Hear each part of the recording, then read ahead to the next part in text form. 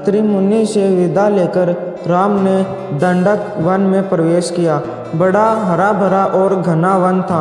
भांति भांति के जीव जंतुओं और पशु पक्षियों की आवाज़ें सुनाई पड़ रही थी। जहाँ तहाँ मुनियों के आश्रम थे, जिनमें से वेद ध्वनि आती थी। श्री राम के आने का समाचार पाकर ऋषि मुनि बड़े प्रसन्न हुए और उन्होंने राम को अपना दुख बताया।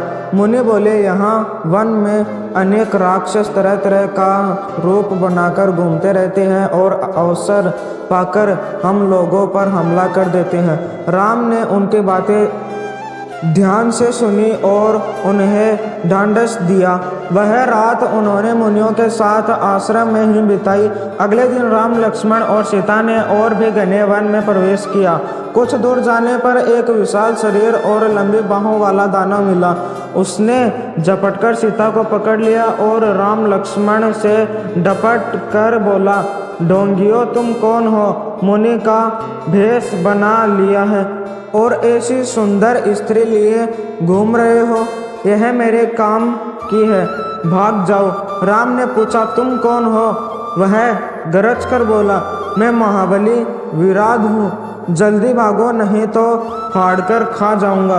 राम लक्ष्मण ने उन पर बाणों की वर्षा शुरू कर दी। विराट क्रोध से पागल हो गया।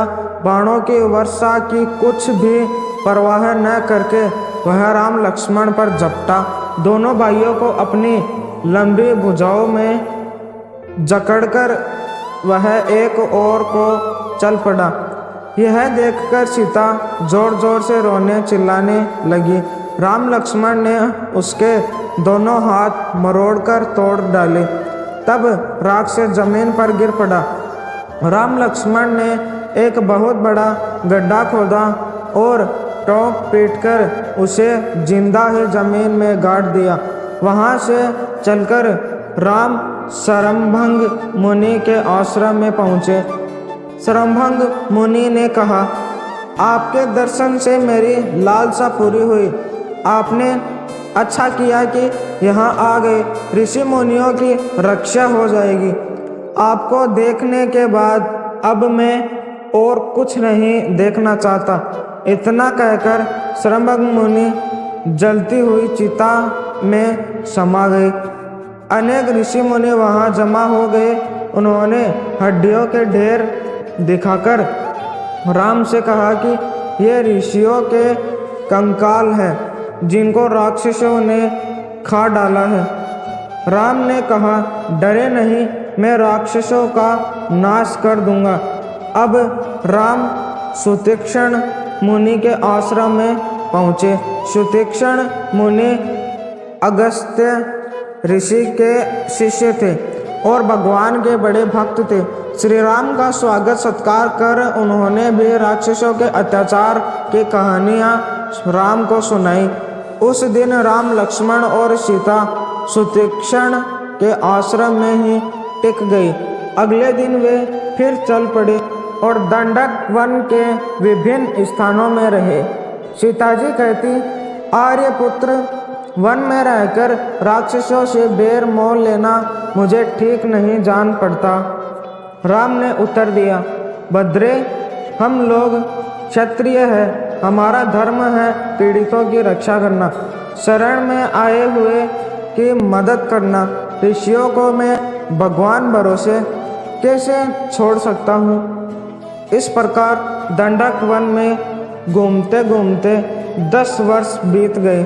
लौटकर वे फिर सुतीक्ष्ण मुनि के आश्रम में आ गए।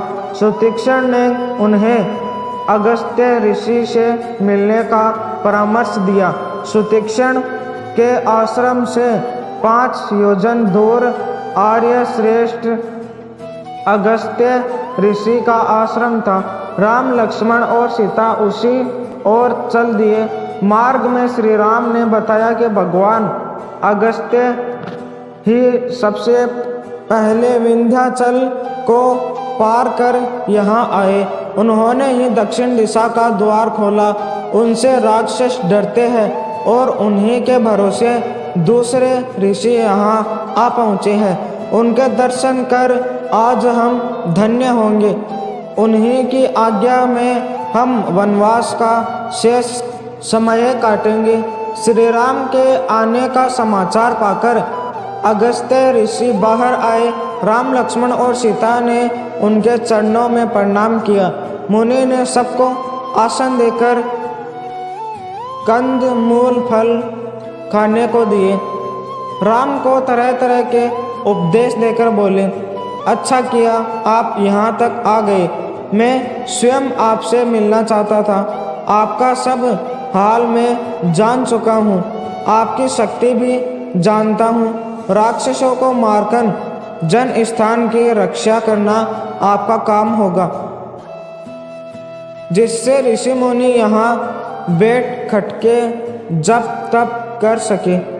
यह कहकर अगस्त्य ऋषि ने दिव्य अस्त्र शस्त्र राम को दिए।